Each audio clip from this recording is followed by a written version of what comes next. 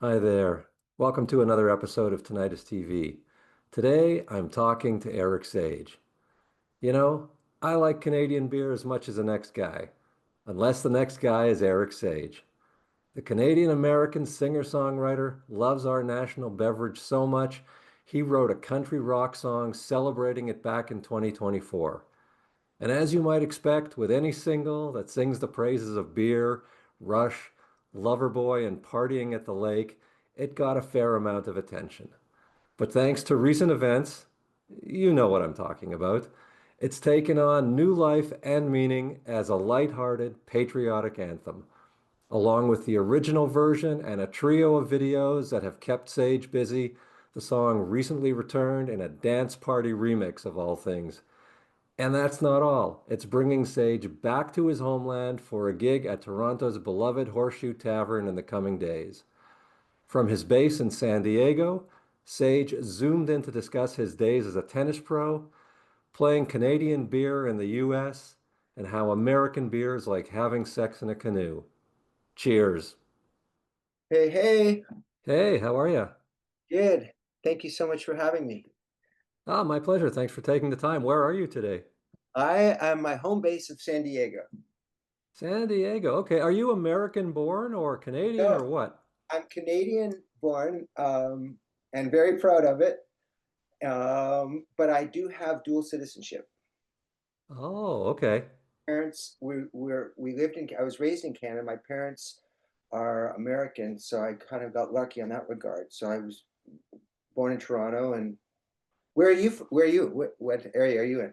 I'm in Winnipeg. Oh, okay. I like it there. Have you ever been? Yeah. Yeah, yeah, sure. Okay. I So, like I like your posters too.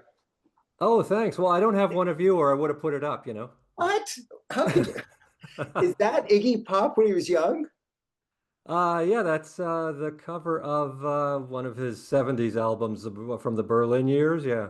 Don't like that's amazing. First of all, it's amazing he has a shirt on. And then that's amazing. Gosh, that's cool. All right. So for people who aren't really up to speed on your story, Okay. beyond being, American Canadian dual citizenship, how did you get into music? Because from what I understand, that wasn't really your initial career path. Correct. Yeah, I had I think a unique path. I was kind of born to be a professional tennis player. Not born, raised to be a professional tennis player.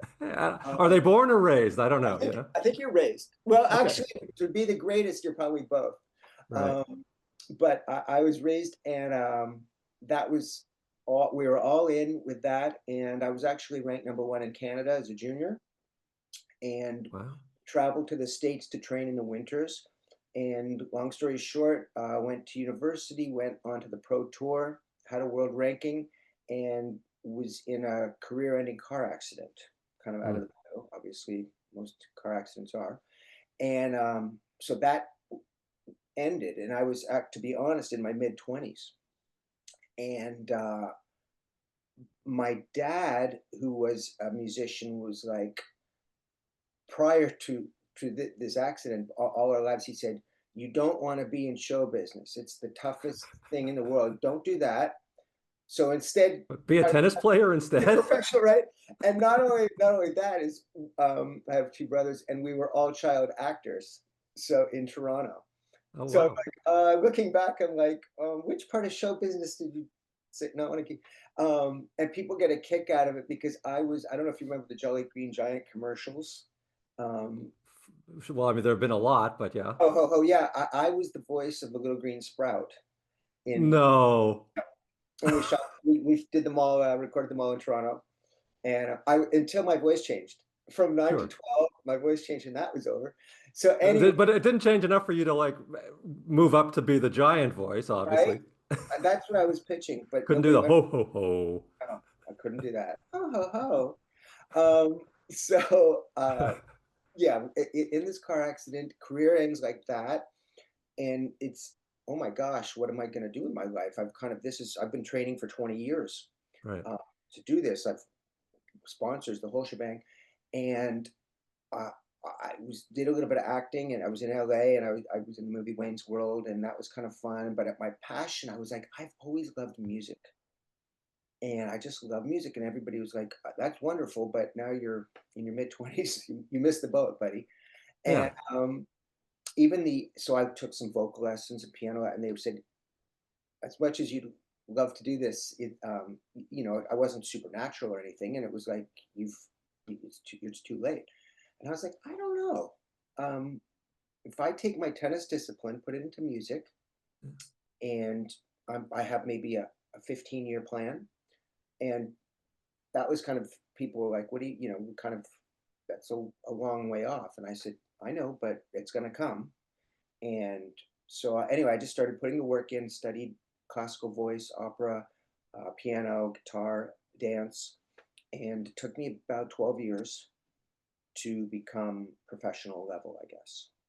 But Wow. I mean, that is fascinating. It's and it reminds me. I was just talking to a guy a couple of weeks ago who in a previous existence was a boxer, and he said that it was the same kind of discipline in the sense of standing there for hours and hours and hours doing a left hook over training, and over and over and over yeah. again was the same kind of discipline he needed to sit down and learn to play a chord progression, 10,000 times in a row to get it down, right? What did he end up? What's he play? Does he play guitar? Yeah, his name is Gordy Tentries. He's a Canadian singer-songwriter up in Oh, the cool. Yukon. And he was a boxer. I love it. Yeah. I So, love but it. it's the same idea of having this mental discipline and just going, no, this is the path I'm on and this is what I'm doing and nothing's going to stop me. 100%. Hmm. And I try to, I don't, I try to say, I ended up writing a book about, while I was studying music, I had to pay for all the lessons. I didn't have, so I was teaching tennis.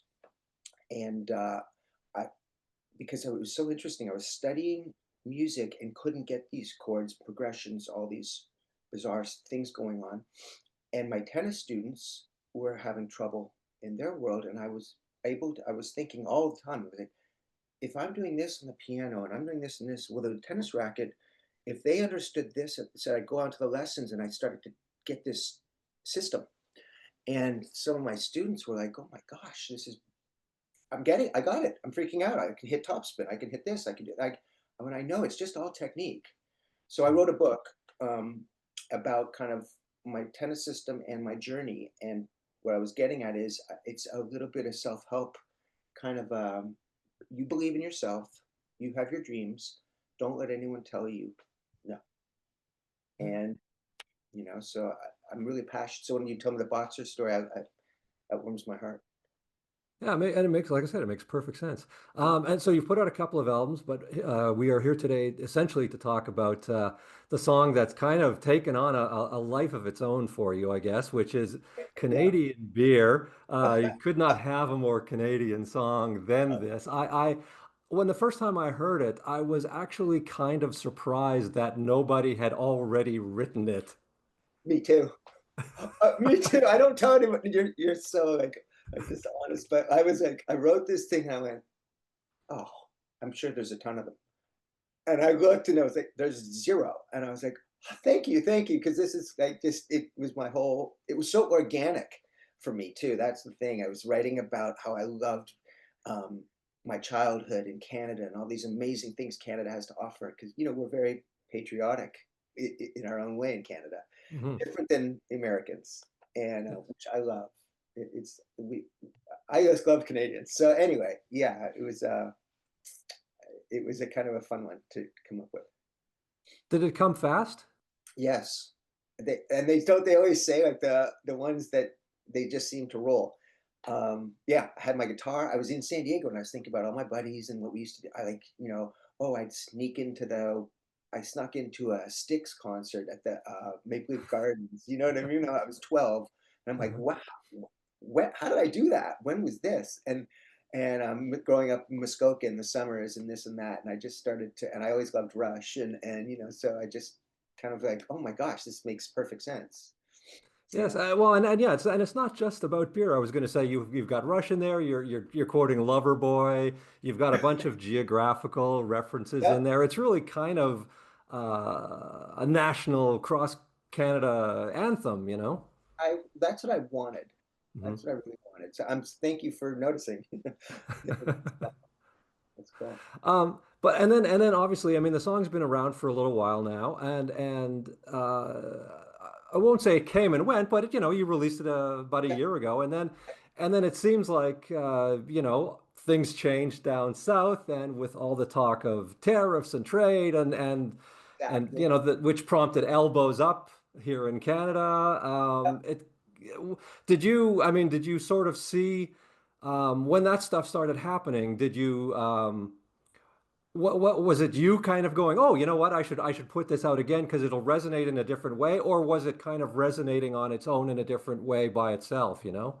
Definitely the latter. Mm, For me, it was when that stuff started happening, it was upset me. It's like the whole thing's.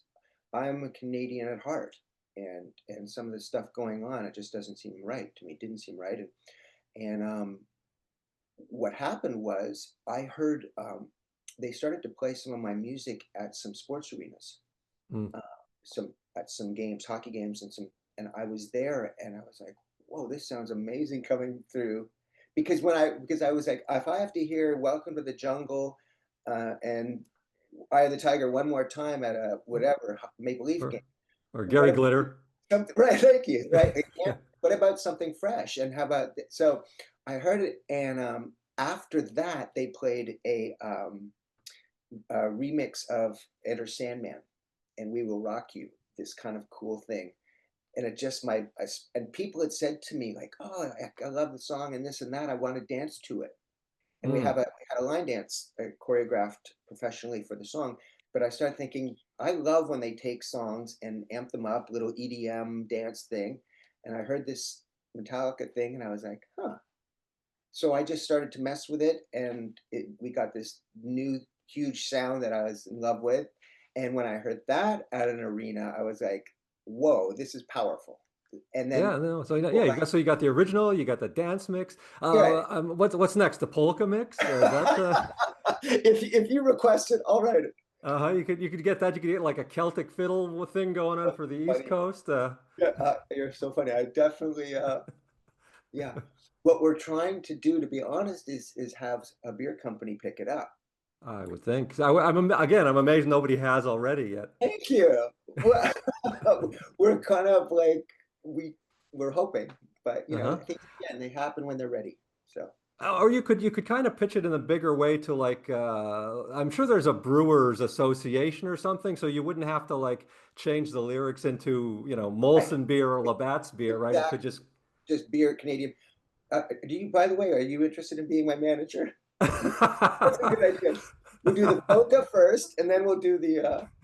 You should be writing all this stuff down, man. Got it. It's all for free. All right, all right. Got it. So being an American Canadian who kind of lives down there, but as you said, your heart's sort of up here. Given the way things are now, that's got to be kind of a weird line to walk. Does it kind of get awkward sometimes when you're, just out talking to people who don't really know, you know? Yeah, I would say it doesn't get awkward. I think they really appreciate my point of view. A lot of people I'm with in the States feel the way we feel anyway. Mm, They're embarrassed, to be honest, at certain things. And with my Canadian friends, it's just, you know, any and obviously no one person's gonna change these things, but if all of us do our part and that's part of the song and stuff is that we need to stick together. So yeah, exactly. Yeah, no, it is a very much a song about, again, not just beer and not just naming Canadian things, but it's got a real sense of pride and unity and yeah, Canadianness, you know? that's and it's funny because people go, oh, the song has this, this, and this in it, and I always think I really at the heart of the song for me is is how hard we all work, like doing everything we do, whether whatever field you're in, if you're in the health field or you're a teacher or construction or whatever it is, I see it, I watch it, and they're working so hard, and it warms my heart. It's like I'm going to do my thing. I work really hard, and I'm going to tour and write and record and perform and give it my all. And then they come out and see it, and they're and it's and I'm like, we're all really in this together, and we're all really working for the weekend, right? And now we get to sit back and relax and be a community. Yeah, So exactly. yeah, that song really has that meaning for me. Is the truth. Yeah, and I think that comes across in the song. So, well done. And speaking of touring, you are bringing it home later on this week to play at the Horseshoe. Yep. What does that mean to you, and what are people in store for? Um, can you see the smile on my face as soon as you said you're coming home, right? Like I'm so excited. I was just saying people are like, oh, we just got to play a lot of fun places. We played in El Salvador and Dominican Republic, and I do some headlining cruise ships, the Caribbean, all this. And they go, those are amazing. I go, yeah, yeah, yeah, that's great. But I'm gonna play the Horseshoe in Toronto, my hometown, and that's the one that's circled on my calendar. So Uh-huh. I'm freaky excited because been in touch with all my old friends, and they're all coming out. May have a couple special guests coming out. I should say, and I should just mention that Ian Crichton from the band Saga, Mhm. amazing guitar player, he plays on Canadian Beer. Oh, He well. does he does a guest performance for me, and anyway, so I've been talking to him, and I'm just super excited. And I could be totally honest, I've never performed in Toronto. Ever? Oh, so this Well, is this is a big first for you. it's really like I'm telling you, I'm like we do a lot of big stuff and festivals and this and that. This is for me, just I'm just super excited. Um, we're gonna open with my new single that's coming out. It's a little bit of a hush hush thing, but I'm excited for that. And yeah, we'll talk. And you probably have some promo ideas for me with your brilliant advertising mind. We'll talk off air. Um, but yeah, and my dad is in Toronto still, so I'm Uh, going to see him, and that means the world to me. So very cool. excited. And then you talked about playing in other places, and I see that after the Horseshoe, you've got a bunch of American shows. Is this a song that you can play south of the border, or do you have a different version that's American beer where you No, use ZZ Top's Tush instead of Rush and things like that in the lyrics? that's great. Nope. They first of all, one thing I think Canadians, I'm not sure how much they realize, Americans have a love for us. And there's a neat thing, like anytime I'm anywhere and they say, well, of course he's super nice. He's Canadian. And they mean it, right? They're like, Hmm. there's a whole thing that the Canadians are, and because they are, there's a down home, polite, organic realness, I'm going to say to us, but to the Canadian world. Um, and everybody knows it. Everybody knows it. It's not, it is, we know what's what. And when we're in Europe, it's the same thing. I mean, my band members are American and they go, oh, he's Canadian. I see that. So little things like that. So what's fun for me is when I'm going to be in New York, whatever, I often say, or on the cruise ships, I go, do we have any Canadians in the house tonight? And there's always a bunch. And I go, well, this one is for you guys. But we Hmm. all know that the Americans love our beer also.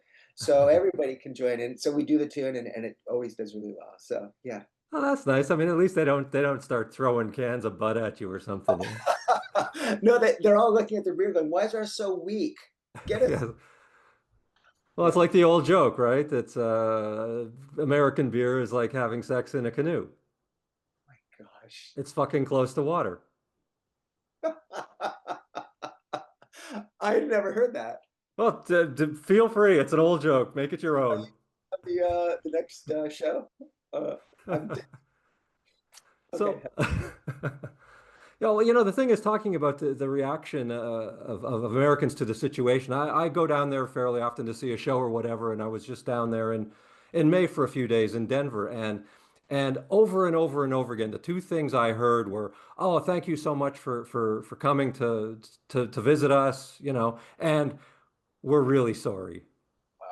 you know. Yeah, yeah, So it was nice. that's really nice. That's nice to hear because like I get this similar feeling. Yeah. So you got a new single coming out that is still hush hush, and I won't try and pry anything out of you. But what's next after that? Are you working towards a new album, or what's sort of, on the horizon for you? Definitely always writing.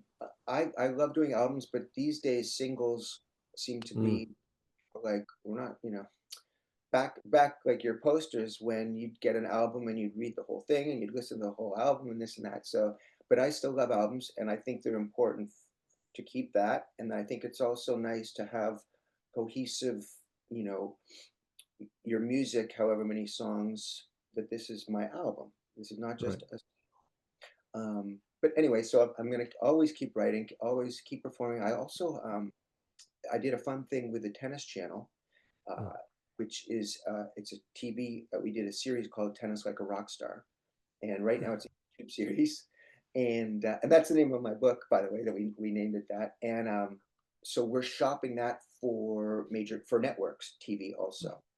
So kind of working on that whole thing. So You I'm know, up. there's a lot of musicians who play tennis. It's interesting. I mean, Yeah, Lars Ulrich was ranked right, and Steve Harris from Iron Maiden is a huge player, and I know that when he comes to Toronto, he always plays with Andy Curran, yep. who from um, I can't remember the band name now, but yeah, it's a whole thing. You got to get in on that. You could have a whole rock and roll tennis tournament thing going there. Thing. I remember when I was a kid in Toronto playing indoors. Geddy Lee was next to us playing and hitting, yeah. And he was watching because I was a little kid, and he was, wow. I was like, that's Geddy Lee. He seems like he'd be too tall and gangly to be He, good.